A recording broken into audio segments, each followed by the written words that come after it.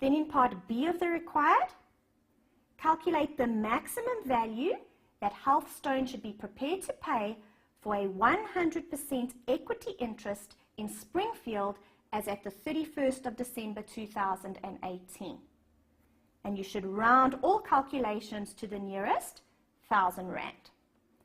All right, guys, so please remember when calculating the maximum value, you need to include all general as well as all unique or specific synergy benefits and costs in your calculation.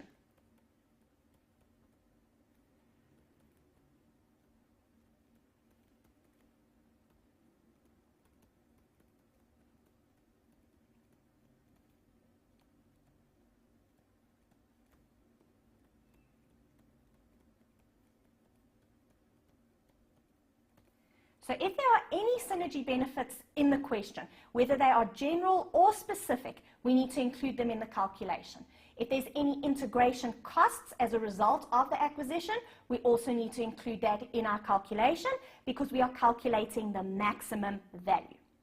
All right, so how are we going to calculate the value of 100% of the ordinary shares in Springfield as at the 31st of December 2018? Go back to the information provided in the question. Guys, we have enough information to calculate the WACC of Springfield because first we have enough information to calculate the cost of equity.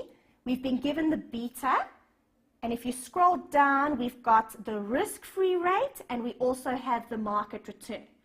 So we have enough information to calculate their cost of equity using the capital asset pricing model.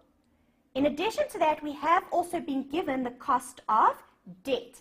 So we've got the cost of debt, we've got the cost of equity, and we also know that Springfield has a target debt to equity ratio of 0.25:1. So we have enough information to calculate the WACC of Springfield. In addition to that, we can also calculate free cash flows because we know that in 2018, they paid a dividend of 420 cents per share, and we also know that they maintain a constant dividend payout ratio of 40%. So they always pay out 40% of their earnings as a dividend. So if we've been given the dividend, we can work backwards and get the earnings, because this dividend is 40% of their earnings for 2018. So working backwards, we can calculate earnings. And then we know also that post-tax operating cash flows are 80% of earnings.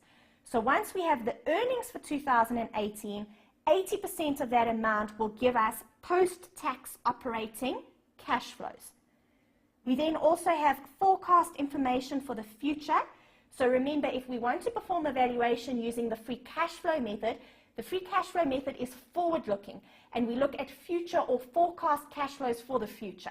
So once we've calculated the cash flows for 2018, using all of this forecast information over here, we should be able to project their cash flows for the future, meaning there is enough information provided in the question to perform this valuation using the free cash flow method. Now guys, in your lecture notes, I've given you steps for each of the different valuation methods. So if we are going to be performing this valuation using the free cash flow method, in step 1, we need to calculate the adjusted weighted average cost of capital. Now please remember guys, when calculating the weighted average cost of capital for a company, if you are given their target capital structure, you should use the target capital structure for your weighting. However, if the target capital structure is not provided, you need to calculate market values, and you will then use market values for your weighting. So ideally, you need the target capital structure of the company.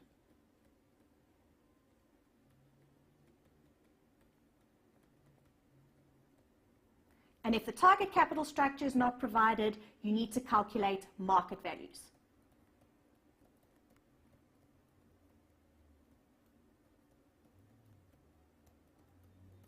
Now, if you go back to the information provided in the question, we were given the target capital structure for Springfield.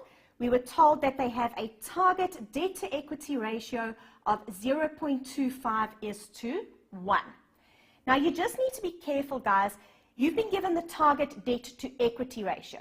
So the target debt to equity ratio would be presented as follows. Debt to equity 0.25 is to 1. That is the debt to equity ratio. Now please be careful, guys, that does not give you the target capital structure of the company. If we want the target capital structure of the company, we need to calculate the gearing ratio.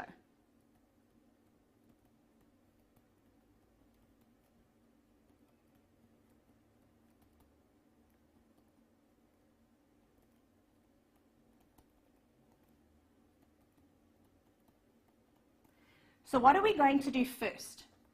First, let's calculate the target gearing ratio because that will give us the target capital structure. And if we have the target capital structure, we do not need to calculate market values. So, how do you calculate the debt to equity ratio? You take debt and you divide by debt plus equity. So, if you go back to the target debt to equity ratio, debt is 0.25 and equity is 1. So debt divided by debt plus equity gives us a gearing ratio of 20%. So we now have the target capital structure for Springfield. They have a gearing ratio of 20%, meaning that their target capital structure is to have 20% debt and 80% equity.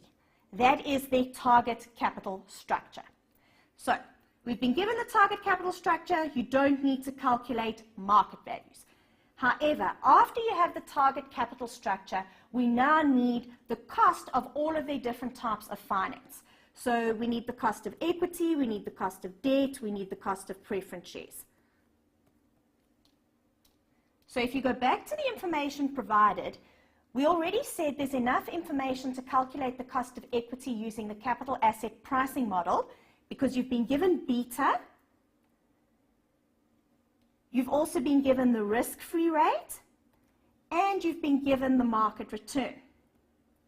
Now please just be careful, guys. How do we calculate the cost of equity using the capital asset pricing model? We take the risk-free rate, we add beta, and we multiply that by the market premium. And we calculate the market premium by taking the market rate and deducting the risk-free rate. That gives us the market premium. So you need to be careful because sometimes in questions they give you the market rate and other times they give you the market premium. So in this question you've been given the market return or the market rate, meaning that the risk-free rate has not yet been deducted. You have not been given the market premium. So when performing this calculation, we will take the risk-free rate, we will add beta, we will multiply by the market rate minus the risk-free rate, and that will give us the cost of equity. All right, it is in the suggested solution. There's the cost of equity. Simple calculation. Then we need the cost of debt. So go back to the information provided. Springfield entered into a loan agreement on the 1st of January 2016 for an original amount of 20 million rand. So they do have a loan or they do have debt in their capital structure, but you don't need to calculate the cost of debt, guys, because you were given the market-related rate. And remember, the market-related rate is the cost of debt. So the cost of debt is 10%. You just need to be careful. Remember, interest is tax deductible. So we need to work out the after-tax cost of debt. So in order to calculate the cost of debt, we take the market-related rate and we want the after-tax cost. So if there's a tax rate of 28%, you just need to multiply that by 72% to get the after-tax cost of debt. All right, you didn't need to calculate it. It was given. You just need to make sure you are using the after-tax cost because remember, guys, interest is tax deductible. Then for the cost of preference shares, be careful. You should not include this in the WACC calculation because the preference shares are an investment. These are not preference shares issued by Springfield. These preference shares are an investment that Springfield has. So this is actually an investment or a non-operating asset that we are going to value separately. This is not preference shares that they have in their capital structure. So be careful. You should not include that in your calculation. All right, so I did that to trick you. I hope you didn't fall for the trick. All right, so there's nothing there, guys, because the preference shares is actually an investment. It's not a source of capital.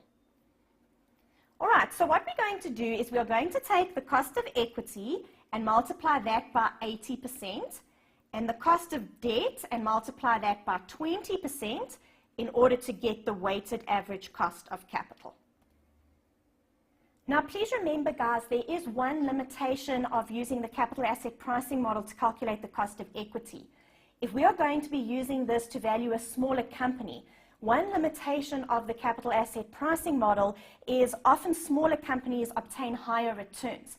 So we calculated here a cost of 17.2%, but normally smaller companies with a market value of less than 250 million rand actually obtain higher returns. So in order to address this limitation, what we do is we just add a small stock premium of 5% to the cost of equity that we've calculated. So guys, if you did do that, please give yourselves a bonus mark. Then just one more thing to wrap up this step. Please note we have calculated the WACC of Springfield. We calculated their cost of debt, their cost of equity. We are using their target capital structure. So this is the WACC of Springfield, meaning it is not necessary for you to adjust for entity level differences. You are not using the WACC of a similar listed company, so it's not necessary to adjust for entity level differences. We have calculated the WACC of Springfield.